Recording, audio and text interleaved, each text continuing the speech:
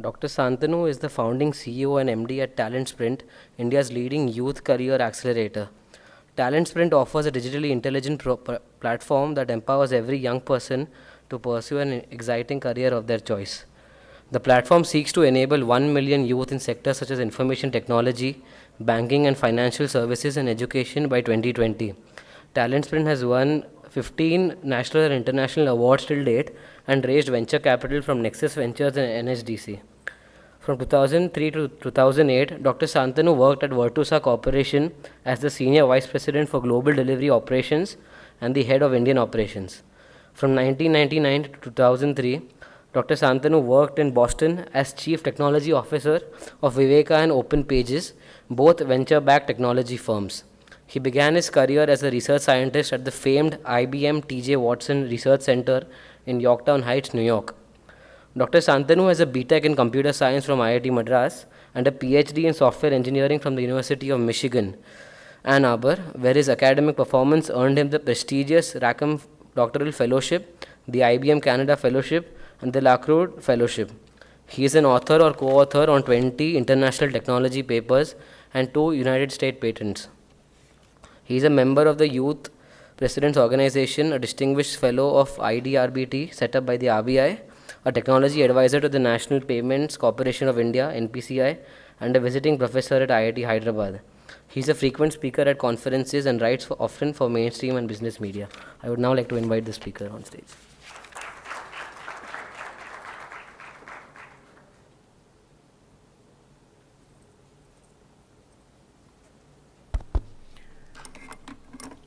Good evening, everyone.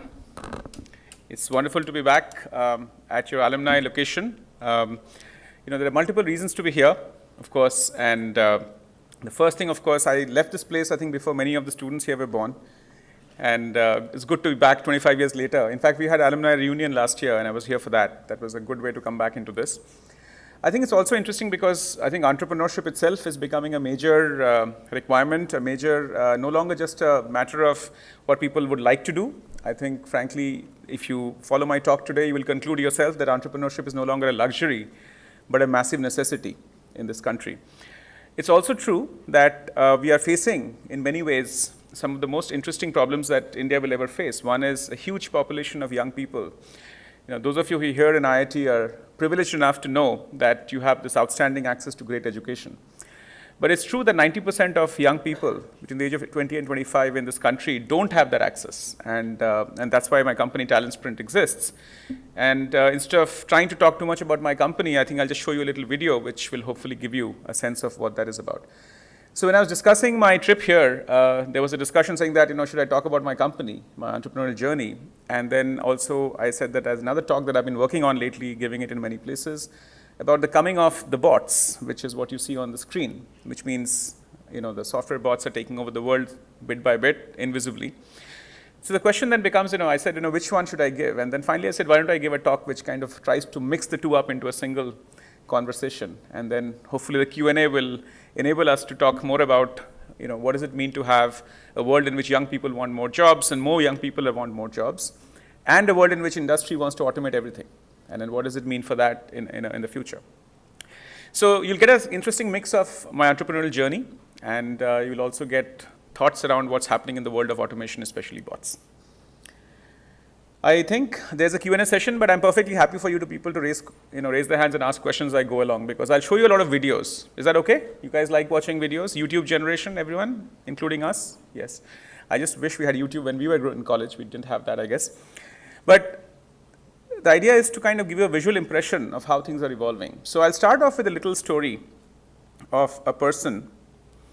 My first item is a little video that BBC did on TalentSprint, my company, about 3 years ago. They were out looking for interesting stories about how young people are thinking about their careers. And they stumbled upon TalentSprint, came to us in Hyderabad. Incidentally, we are also incubated the company inside IIIT Hyderabad. That's how we grew. Today, we occupy a very large building inside IIIT Hyderabad. So incubation inside institutions is a massively close topic to our hearts, and I think makes for a great ecosystem. So all of you who want to be entrepreneurs, you couldn't have found a better place to be at the right time, IIT Madras itself. So I'll start off with this little video of what BBC did about TalentSprint, and in particular about a young person. And the young person is kind of, in some sense, represents symbolically the entire population of people who are like him. Then I'll switch over to the whole what's happening in the world of bots, AI, and how, at every step by step, you have Autobots or automotive bots, and you have white collar, blue collar, we have knowledge worker bots. And then I'll try to close by saying that what does it mean to have a world in which, how can we take advantage of these bots to solve the problem that TalentSprint itself is trying to solve, which is how to enable young people become successful in their careers.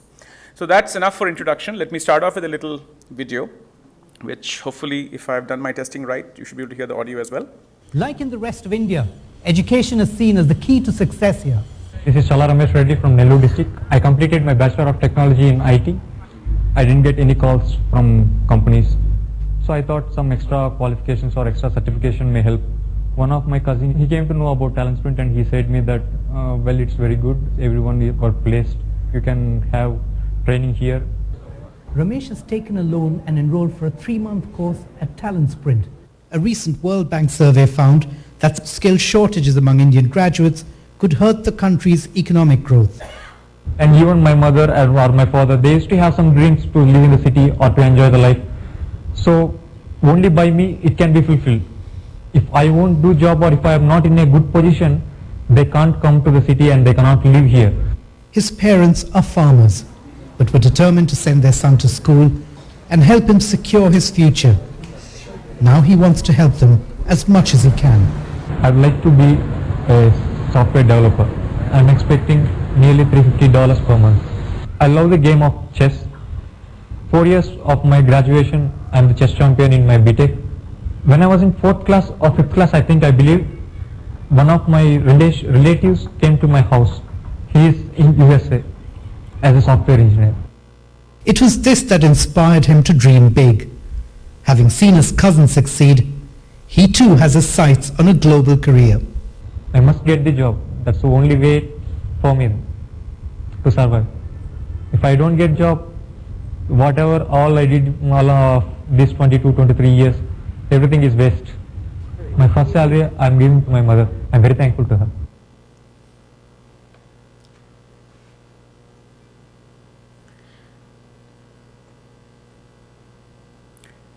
So this in one video is the reason for our existence as a company, TalentSprint, and it's also an indictment of the entire education system that we have, because we have 10 million young people entering the workforce and 8 to 9 million people are going to need help in terms of skill enhancement. So how many of you can relate to the story? Anybody in this room can relate to the story? Have you seen people like this? You have? You think this is a real problem that we have in the country? Because you think of what is happening in education, this is exactly the outcome. And young people are aspiring for higher quality jobs, but they're not able to do it because of the lack of skill sets. And they need now a platform. Because in India, it's very interesting how when you're in college, you have a lot of respect from your families and society. When you're out of college and you have a job, you still have a lot of respect from your society and family. But if you're in between the two things, when you're out of college and you don't have a job, I don't think there's any worse place to be, right? It's a terrible, I call the no man's land. It's a humiliating place to be. So these are the people, all startups, and back to the point about startups, all startups in my view are built on the idea of an underserved community of customers. You have to find the underserved community of customers who traditional economic, stories, traditional companies are not servicing or not serving. If you can find those niches where people are to be served, they're underserviced, then you can build a company. So that's what we're trying to do, finding people who are in that state between post-college and before jobs. So that's how we started the company, and I'm sure I will talk about that more as we go. So I want to now switch off and talk about a little bit about what's happening in the world of AI, until I come back in the end regarding TalentSprint. How many of you here are computer science students? How many of you can tell me what the Turing test is? Nobody can tell me? No? No? Yes, you can tell me? Yeah, what is it?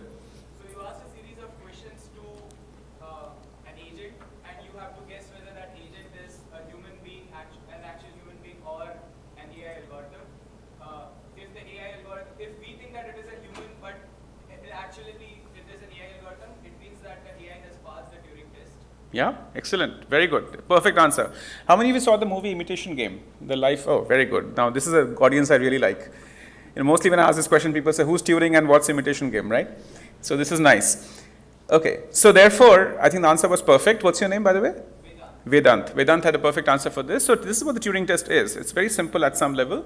You have a couple of agents, humans or machines or both. On the other side of a screen, you have an evaluator who's a human, who's trying to figure out, what's on the other side. If I communicate with the other side, am I getting back signals and communication messages? From that message stream, can I infer if it's a human or a machine? If it turns out to be a human, if it turns out to be a machine and I guess it's a human, then the machine has effectively passed the Turing test. It's actually a test of intelligence, right? It's the ability of a machine to exhibit intelligent behavior equivalent to at least and not distinguishable from that of a human. Now, this is a very interesting, and when it was formulated initially, and it goes back to 1940s, it's a very, very, interesting idea, concept. But this is the heart of all of AI today, right? This one single test, very, very interestingly posited by almost like mathematical philosopher, Alan Turing, and this is where it all begins. So how many of you were actually born when Kasparov lost to Deep Blue? Anybody has any memory of this story, or have you read about it in books? Yes, of course. So 1997 is a watershed event in the history of computer science because the first time the world grandmaster, world chess champion was beaten. And Kasparov at that time was the highest rated player ever, human player ever. And Deep Blue, built by IBM, basically a chess playing computer, beat Kasparov, and that was the moment. So I want to show you what actually happens, and then we'll talk about where that goes. In the early moves of Game 6, playing by its book of openings, then in the mid-game analyzing millions of possible scenarios by sheer brute force, Deep Blue has led Kasparov into making a poor move. Kasparov is rattled. He defends what he can, but it's clear that the computer will reliably do what he himself would do. And he recognizes that he has already lost. On Deep Blue's 19th move, the champion resigns. For people watching around the world, it is a slow-motion moment. Deep Blue has defeated world champion Garry Kasparov in an absolutely stunning... Interestingly enough, 2016, this year, is also a watershed moment because another major game, for the first time, a computer beat the human world champion. Which game is that? It's Go. The machine is AlphaGo, yes. So Go is the game. It's an East Asian game, originally played in Korea, and Koreans are usually the world best in that. It's a complexity of the game is 3 or 4 times that of chess. So much more complex game in which you have to perform. And for the first time, we have a computer that built it. The computer is called AlphaGo, set up by a startup called DeepMind. So more startup stories for you. And DeepMind was bought by Google, and now it's called AlphaGo. And AlphaGo beat a guy called Lee Sedol, who's the world champion, reigning world champion. Now, the difference between the two stories, and I'll leave it as an open question until the very end, if somebody wants to ask me again, that Lee Sedol was beaten by AlphaGo, but the entire approach to this game, as far as computing was concerned, was very different. This was a brute force approach, what we just saw in 1997. The machine had just enormous amounts of information, and programming was done by grandmasters and computer programmers to make it know as much as possible about chess. It was essentially trained to beat Kasparov, right? AlphaGo was a different story. It had a completely different training mechanism, and we'll come back to that later, and that tells you something about how things have evolved. But let me ask you one interesting question. How many people do you think today, in fact, if you look at the world chess champion today, who's the world chess champion now? Carlsen, Magnus Carlsen, right? Yes. So Magnus Carlsen, if you look at Magnus Carlsen's ranking in the world compared to chess-playing computers, right, well-known chess-playing machines or software, where does Magnus Carlsen rank on the list of entities that play chess? Can you guess? He would be ranked what? Number 1, number 5, number 10? Obviously not number 1 because that problem is already solved. But where do you think, how far do you think humans have fallen on that list of highly ranked chess players? Here's the answer. It's 54. Since 19 years, since the first time a chess computer beat a human world champion, the chess computers have gotten better much faster than humans. Now, it's another important point to remember. Up to a tipping point, it's extremely hard to overcome human ability through computing. But once the tipping point is reached and the computing ability can overcome the human ability in terms of a basic level of equivalence, the learnability of the computing computing entity is so much faster, the learnability is so much higher than in the next 10, 20, 30 years, it can just race far ahead. And that's what's happened. It took 20, 30 years of programming to catch up with Kasparov, and then we have left everybody in the dust. So this tells you something very important, that AI is not just good at catching up, but once it catches up, it's extremely good at racing far, far ahead of what humans can do. That's the point I'm trying to make. So keep that in mind also as we go along. So another question, reverse Turing test. What is that? Anybody? Vedant will know, perhaps. Whether the person, whether I am, whether I is an agent or wait. Yeah. So what is the reverse? I know exactly what a human being can do on the other side of the screen. Little confused. Yeah. Now think of it. The judge used to be a human, right? In Turing test, a human decides. In a reverse Turing test, a machine decides if you are a human. The roles have flipped. So this is CAPTCHA, right? You know CAPTCHA? Yeah, obviously you do know CAPTCHA. So CAPTCHA is basically, trying to figure out, are bots, hacking into a machine. So a CAPTCHA algorithm basically decides that if you are a human, you'll be allowed to log in. And if you are not a human, then you are a bot. So it's a bot trying to prevent a bot from entering a system. So the judge now is the bot, the shoes on the other foot. Yeah? So these are all examples of how, very, very interesting AI sort of concepts that go back 30, 40, 50 years have begun to roll into in front of our eyesight, into our vision as we do e-commerce, as we do computing, as we do internet-based technologies and consume products. These are all in front of us. And here a bot is trying to prevent bots from getting in. So now I go to my next question. So if this is possible, beating chess, grandmasters, do you think we should allow self-driven cars on the road? And even if we do, assuming that we are going to do that, that's already happening worldwide, do you think a self-driven car should be charged more insurance premium or less insurance premium? Much less? Good. So all of you have faith in technology. Very nice. So that's what California is planning to do, is basically say that a self-driven car or automatically driven car will actually have less premium because the risks are much lower. And let's look at how that works out, because that's an interesting story by itself. Self-driving cars aren't the future. They're here and they work. Self-driving cars have traveled hundreds of thousands of miles up and down the California coast and through cities, all without human intervention. The question is not if they'll replace cars, but how quickly. They don't need to be perfect, they just need to be better than us. Human drivers, by the way, kill 40,000 people a year with cars just in the United States. Given that self-driving cars don't blink, don't text while driving, don't get sleepy or stupid, it's easy to see them being better than humans because they already are. Now, to describe self-driving cars as cars at all is like calling the first cars mechanical horses. Cars in all their forms are so much more than horses that using the name limits your thinking about what they can even do. Let's call self-driving cars what they really are. Autos, the solution to the transport objects from point A to point B problem. Traditional cars happen to be human-sized to transport humans, but tiny autos can work in warehouses and gigantic autos can work in pit mines. Moving stuff around is who knows how many jobs, but the transportation industry in the United States employs about 3 million people. Extrapolating worldwide, that's something like 70 million jobs at a minimum. These jobs are over. The usual argument is that the unions will prevent it, but history is filled with workers who fought technology that would replace them, and the workers always lose. Economics always wins, and there are huge incentives across wildly diverse industries to adopt autos. For many transportation companies, humans are about a third their total costs. That's just the straight salaries. Humans sleeping in their long-haul trucks cost time and money, accidents cost money, carelessness costs money. If you think insurance companies will be against it, guess what? Their perfect driver is one who pays their small premiums and never gets into an accident. The autos are coming, and they're the first place where most people will really see the robots changing society. But there are many other places in the economy where the same thing is happening, just less visibly. So it goes with autos, so it goes for everything. So there go the autos, right? In terms of driving cars, no longer a human profession after a point.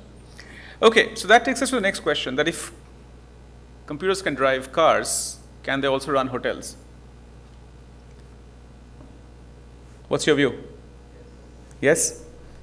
Okay. You know that there's about 2 years ago, there was a hotel that opened in Japan called the Hena Hotel, Hen-NA, which basically it's a business hotel, and the entrepreneur who's a hotelier said, I'm tired of human beings running hotels making so many mistakes, because customers tend to be upset by, bad service, bad waiters, bad this, bad that. bad room service, not properly delivered, etc.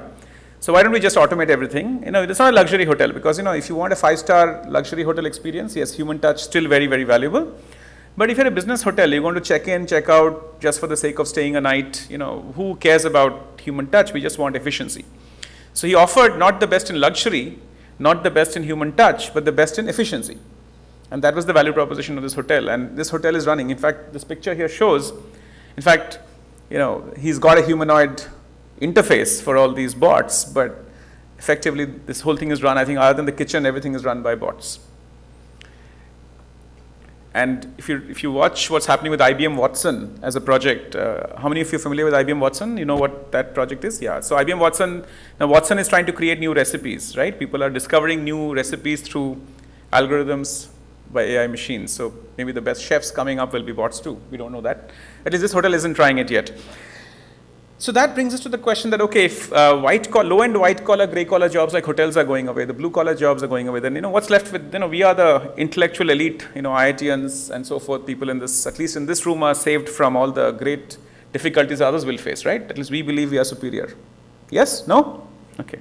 I'm sure we do, but let's look at what's happening with the world of knowledge workers. I think that's another very, very transformational area. In fact, it's quite interesting. I don't know if you know this, but have you heard of a software called Quill? Quill.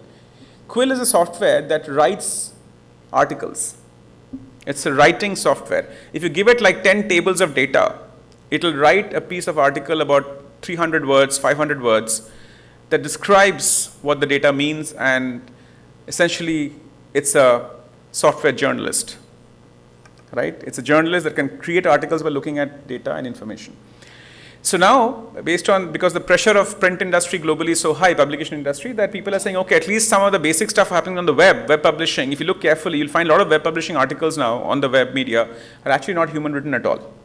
So Quill is the software that now these publishing companies, especially the web media companies, are using to write these, publish these articles. So there's a lot of stuff out there that you might be reading. It's never seen written by a human at all.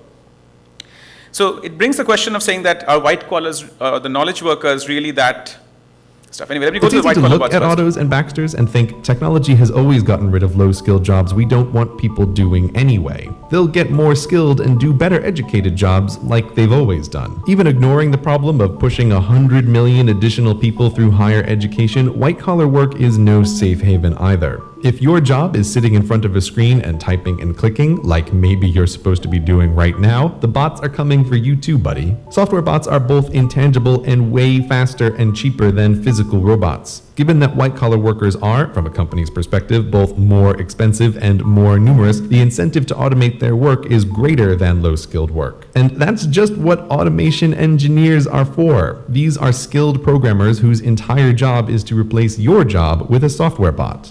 You may think even the world's smartest automation engineer could never make a bot to do your job, and you may be right, but the cutting edge of programming isn't super smart programmers writing bots, it's super smart programmers writing bots that teach themselves how to do things the programmer could never teach them to do. How that works is well beyond the scope of this video, but the bottom line is there are limited ways to show a bot a bunch of stuff to do, show the bot a bunch of correctly done stuff, and it can figure out how to do the job to be done. Even with just a goal and no knowledge of how to do it, the bots can still learn. Take the stock market, which in many ways is no longer a human endeavor. It's mostly bots that taught themselves to trade stocks, trading stocks with other bots that taught themselves.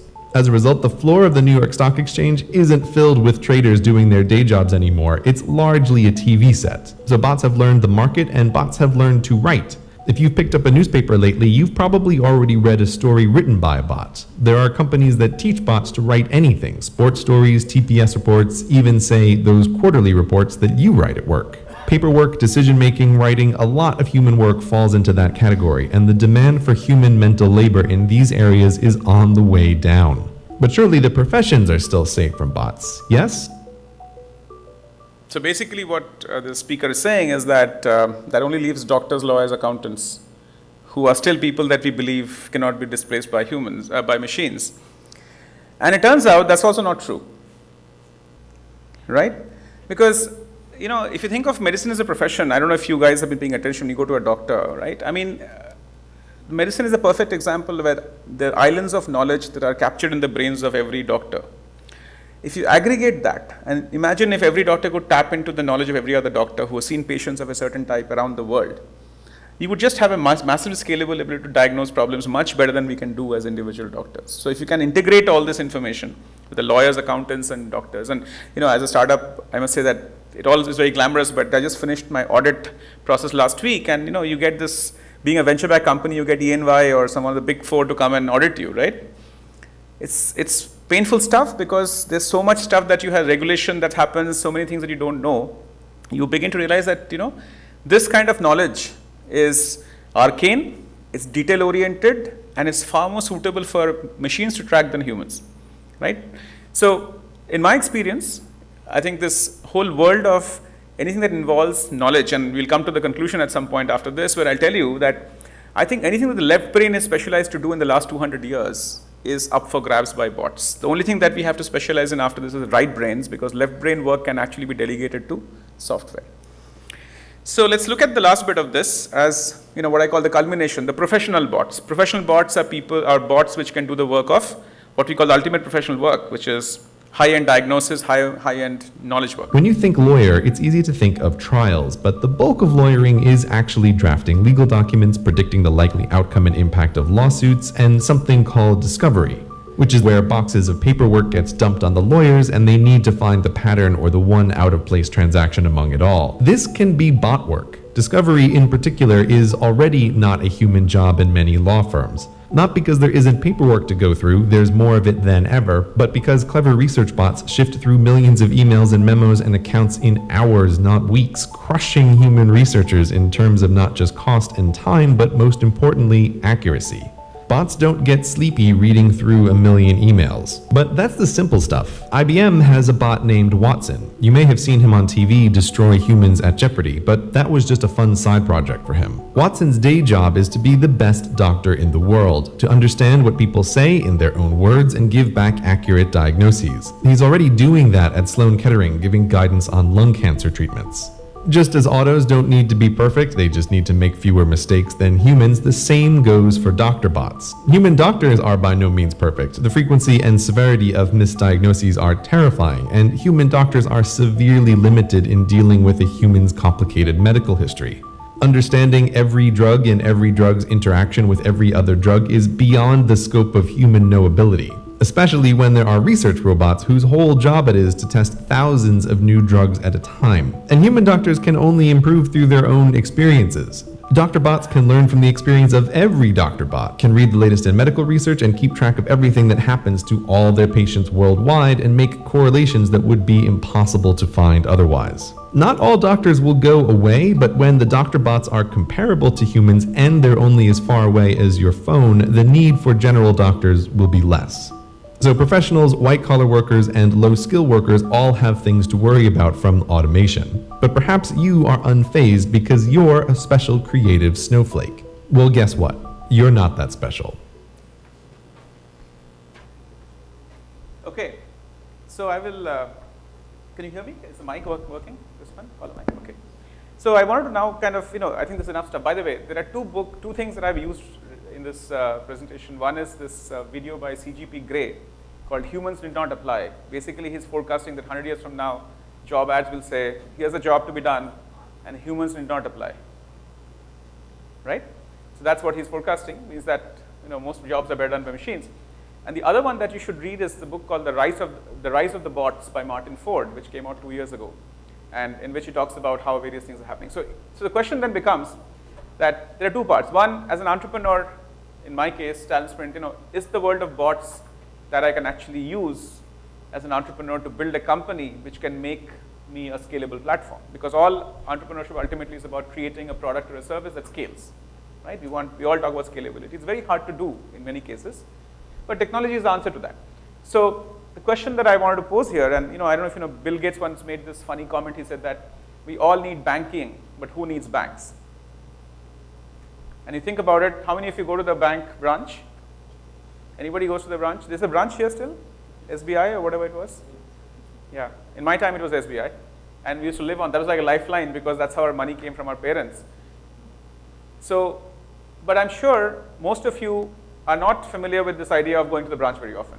Fair? ATM is enough for you and everything else is mobile banking. So Bill Gates said 10 years ago that we all need banking, but who needs banks? So my question as TalentSprint has become now that if 10 million youth in this country need training, do they need trainers? Because ultimately the bottleneck, the example of Ramesh Reddy, the video that I showed you in the beginning, who's the classic TalentSprint customer, is that precisely because he or she, that kind of a person who is not in the top 5% of talent in the country, ends up in a college where the faculty is weak. And because the faculty is weak, 4 years goes by and the appropriate skills are not learned. Right? You would agree? And if you look at the education spread in India, it's happened through essentially more colleges, rightly so, for more access in semi-urban rural towns. So the education system has gone down the path of saying that private colleges must open as far as possible away from the cities to create more access, more reach. But at the same time, country is also urbanizing at a rapid rate, so all smart people want to live in cities. They just want to move. If you are successful, if you're educated, if you're getting a good job, you move to the city. So the country is trying to one side push out as many services possible into the rural areas, but a lot of people who are needed to make this kind of faculty quality go up are moving into cities and don't want to move to this area. So the second tier, third tier rural towns are actually getting a double whammy because they're not getting faculty at all. So the students therefore necessarily, are the victims of that. So I always look at this problem and say, and when I was running Virtusa, I think it was mentioned in my intro that I ran this company called Virtusa, right? In Virtusa as a CEO, I was always complained, boss, where are the good students? We don't get them in colleges anymore, right? But then now as an entrepreneur trying to solve this problem, I've realized that the problem is not really the students. The problem is what have they been exposed to for 4 years? So the question then is, if faculty is already weak in this whole country to reach and provide service to 10 million young people, then how can we solve this by creating more trainers? You have to actually somehow bypass trainers to solve this problem. So my formulation will ultimately be that we all need training, but who needs trainers? Right? It's a very controversial thing to say, but I think that's exactly what is going to have to happen for 10 million people to be skilled enough to be employable. Yeah? So the centers of excellence like IITs and IITs, IIMs will thrive. They'll have the best faculty, they'll have the best students. The rest of the world, we need different solutions. It may not work. So here's an example. We just launched about a month ago. TalentSprint created this first digital employee, and she's essentially a trainer. But she's a special kind of trainer. She doesn't give lectures. All she does is observe people taking tests. So one of the products we have is this All India platform called, if you want to prepare for a bank job in this country, it's a very competitive space. 30 lakh people write bank job exams every year, and only about maybe 30,000 get selected. It's the most competitive, far more competitive than anything you can think of. The world's largest exam, it's called. So this exam is taken by people all over the country, and if you want to give them training, of course we have this, TalentSprint has this phenomenal, sort of video platform, online lectures, everything, all that is great. But what we found is, the biggest problem is when people take tests, mock tests, there's no one to give them feedback, because giving feedback itself is a very, very problematic area. So we said, okay, can we create a bot? In this case, her name is Tia. And so Tia is created to solve a particular problem. So when Tia was, rolled out in this company, she sent out this message, and this is what she said to the entire company. She said, hello, you can see what she says. She says, I'm a test score improvement bot, and I run on artificial intelligence. So what she does is she observes. I observe and analyze the performance of every trainee during the weekly All India mock exam. So TalentSprint runs this All India mock exam, where everybody takes the test every weekend at a fixed time. We collect lots of data from all the performances. We can do benchmarking. So every student gets a benchmark data saying that you're doing well, not so well, basically numerical analysis saying that, okay, your numbers are these by category, by section, your percentiles are this. So you can imagine that it's a lovely way to collect lots of data very quickly and then segregate it back in a very nice way to everybody to show their performance analytics, right? You're following me, right? Okay. Now, that is good, but go one step further. In TalentSprint's video library of 1,000 videos, which are learning videos, organized by section, you would probably go crazy if you have to watch all those videos. So you want very intelligent tips on what to watch next. So let's say you wrote the test this week as a student, and you obviously make some mistakes. Mistakes will come from certain sections, certain areas of your weakness. And then what Tia does when she mails you that report, she also says, by the way, why don't you watch these 3 videos before you watch anything else? Because these 3 videos are directly related to your mistakes. So now you can see you have what we call extreme personalization. You can't imagine a model where a human trainer can solve this problem for 1 lakh students. If 1 lakh students write that exam, there's no way on earth you can have human trainers go and look at and say, you should watch this, you should watch this, you should read this is your feedback. So if you want to personalize learning plans at a massive scale, you are back to botland. So you created TIA as the bot whose job it is to give very personalized feedback to every trainee and make them address their weaknesses directly, as opposed to having to wonder about what I should do next. Yeah.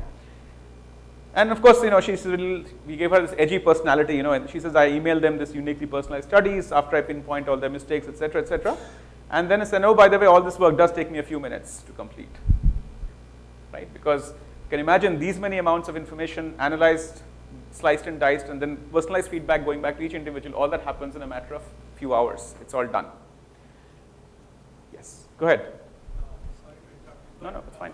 So, are you using tags for the video, or are you classifying video based on some video analytics? So good thing is that since we control the videos, since we control the videos right now, we're not making a marketplace of videos where people can contribute. So we don't yet have the problem of figuring out what the videos are saying. We know what the videos are. We have enough metadata to tag all our videos so far, because the whole structure of videos is designed around how the exam is conducted, right? So we have the benefit of all the tags we want to have. So when videos get added, they get tagged, they get further tagged as they're used, and over time the tagging system gets richer and richer. So right now it's a fairly simple lookup process. Every question can be traced back to a learning object. Yeah. All right. So I'm going to end with this slide and then go into Q&A for the rest of the time. I think we are getting there. So I guess all of us, irrespective of whether we're starting our careers or mid-career or late career, all of us have to be future-proof. This is one of my deep beliefs, that are we actually future-ready? Are we future-compliant? So my view is that obviously we all realize this, the future is going to look very different in the world of bots. I think left-brained work will be automated. Those of you who are readers, has anybody read this book called The Whole New Mind by Daniel Pink? It's a lovely book, and Daniel Pink is a great author himself, very entertaining. So pick up this book and read it. When he says that, essentially, he makes a very funny statement, funny but profound. He says, there are 3 A's you have to worry about. He calls them a triple A problem. A1, if you're an American, you lose your job to an Asian. A goes to A, right? And if you're an Asian, you may not lose your job to American, but you might lose your job to automation. Right? Think of it, because the whole outsourcing industry in India that we are so proud of and we have built with great amount of effort, essentially rests on the idea that there is value in outsourcing, and outsourced work done in a different geography, different cost structures will cost less, and therefore there is value in that work. But ultimately, the ultimate value is in automation, because automation, as we saw in the videos, that automation doesn't cost anything once it's built. Like for example, I sometimes I say that Tia is my most favorite employee because she's not an HR problem. Right? Tia doesn't go on vacation, she doesn't fall sick, right? She doesn't ask for a raise, she doesn't complain about promotions or lack of promotions, because she's a bot. So in that sense, I think Daniel Pink's book is about that the left brain is going to be more and more automated, so we have to focus on building up our right brains, and that is a very interesting area by itself. Of course, all the, we talked about Deep Blue and AlphaGo, Alexa, Viv, Siri, all of the things that you have, Cortana, Amelia is an Indian product, by the way, a company called IPsoft, which, you familiar with IPsoft, anybody?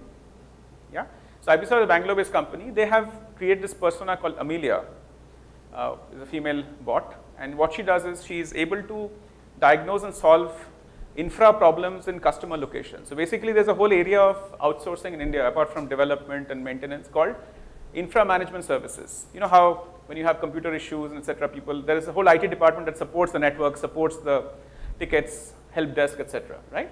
So this kind of work has been outsourced from the US or the West to India for the last 20 years. And they're all run by people in India. They're called infra management specialists. Basically, they're experts at handling network, handling data centers, handling servers, clients, patch upgrades, etc.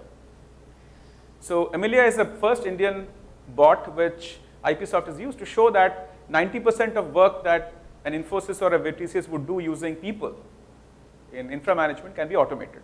And Amelia is the bot that does it. It's a platform. So what I'm trying to say is that B2C or B2B, whatever business model you take, the bots are going to be very interesting and a very important player in that, just because the inherent structure of how companies are valued, which is more revenue and less cost. And as long as less cost is a critical element of how a company is valued, less operating expense, bots are going to be always a place to go for entrepreneurs. And you as future entrepreneurs will find that even more important because you'll find human costs are becoming harder and harder to solve.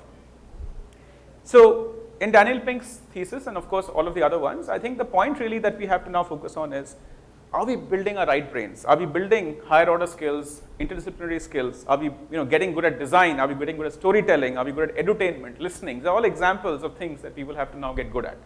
Happy to answer questions about some of these things as we go to the Q&A. And ultimately, I think expertise we have to build will have to be not just about technical knowledge. Of course, programmers will be at high premium for a long time. That's evident because of the automation that's coming. But expertise in certain kinds of markets, knowledge of marketing, knowledge of sales, customers, automation, consumer psychology, I think these are going to be very important. So I would all say that all of you should now become as interdisciplinary as possible, as fast as possible in the rest of your stay in IIT Madras, because this is the kind of stuff that will actually make you much stronger, much more successful. And I want to end with this one simple comment, and this is an IITian, I can tell you, IITian to IITian.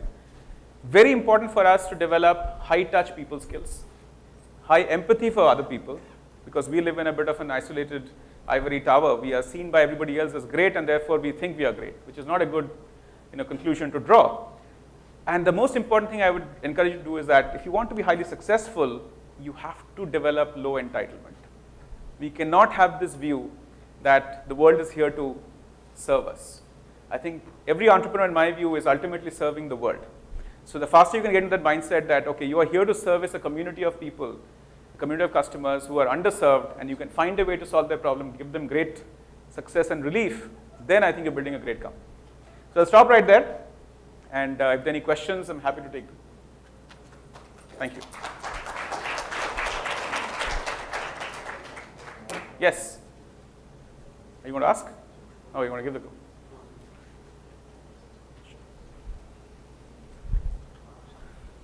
Yes, thank you, sir. Thank you very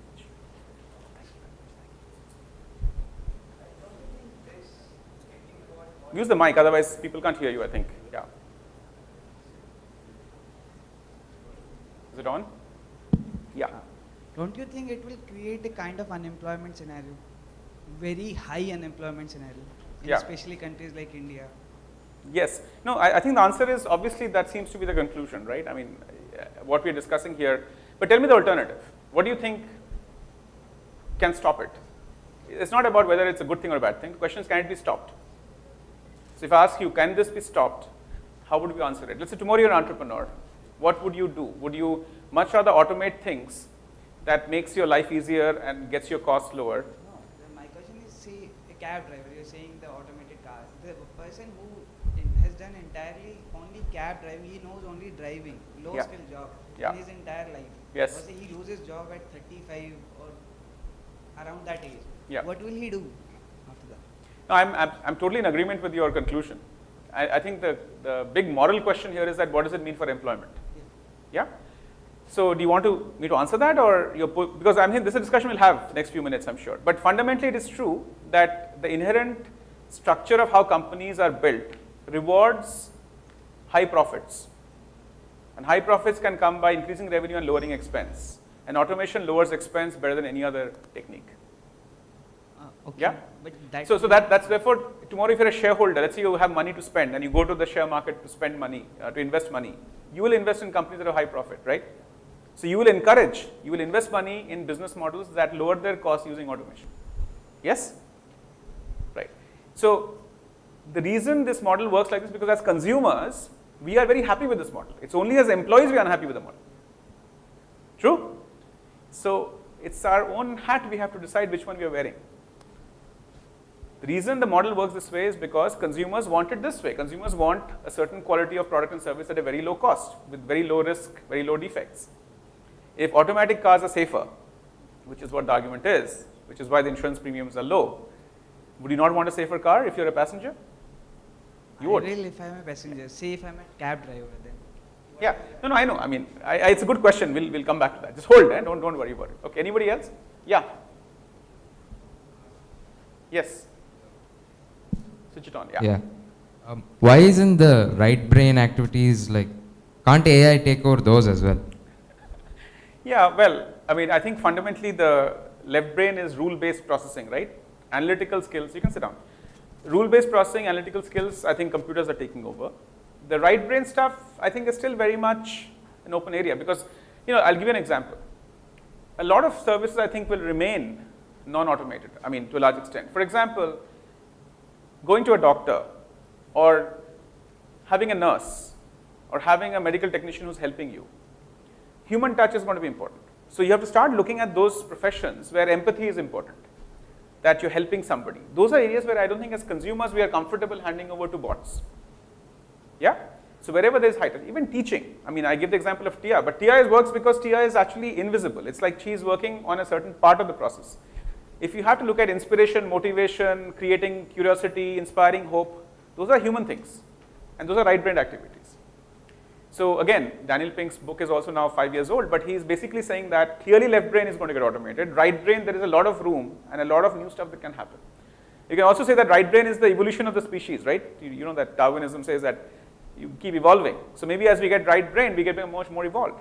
We produce better stuff, better designs, as opposed to working on building it. So, yeah. But I think the answer is yes. Someday that might happen, but I think we're very far from that point. Yeah. Any other questions?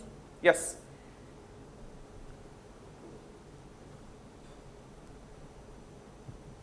Yeah.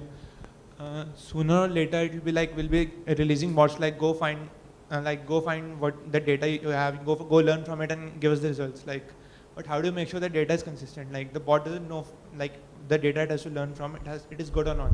So it'll go rogue like that. How can you prevent that? You think the bots will go rogue? No, like it'll produce wrong results. Like what happened with the Microsoft bot Tay. So that's what I'm saying. So that's why I said the human employment is still very guaranteed for a long time because machines will keep making mistakes, right? It's not. I don't think we should. So my personal recommendation to you is that don't take this as a doomsday scenario. Look at it as a problem, right? What does it mean? On one side, as an entrepreneur, would you exploit it? Answer should be yes. On the other side, as a consumer, should you be rewarding so much of it if your neighbors are going to lose jobs? Maybe yes, maybe no, depending on how much you like your neighbor, right? So there are all kinds of things that can happen, but I think one is an entrepreneur, you have to take advantage of it to build good companies. On the other side, the much longer term question is, what does it mean for human employment? Maybe people will become more educated because of this, because they will, again, so the theory that Martin Ford has in the book I mentioned, Rise of the Bots, he says ultimately we might come back to a world where 20% entrepreneurs will create the wealth. They will create such great companies that will help so many people that they'll become very successful financially. They'll be paying enough taxes to government that those taxes can then be put back in the form of essentially what is called, the equivalent of a person's living allowance. So now 20%, if 80% people are getting a living allowance, and then he says that maybe you give them based on their abilities. Maybe some people are great. I mean, in a funny way, it almost sounds like, it may sound like communism, but it's not. It basically says that you ultimately have to give people protection against unemployment, because the economy is rewarding unemployment. In fact, what we call jobless growth, right? I mean, the whole world is talking about jobless growth. All economic recoveries are happening now without jobs being created. So we're seeing signs of that. So it's not, I mean, again, it's a book, ends on a note of philosophy saying that, what will really happen, we don't know. But one possibility is that enough wealth is being created anyway because entrepreneurs are having a great time building great companies. There's enough wealth being created. It's just that it's not coming through your payroll, it's coming through another means. Yeah. Okay, done? Okay, thank you very much. It's been a pleasure. Thank you.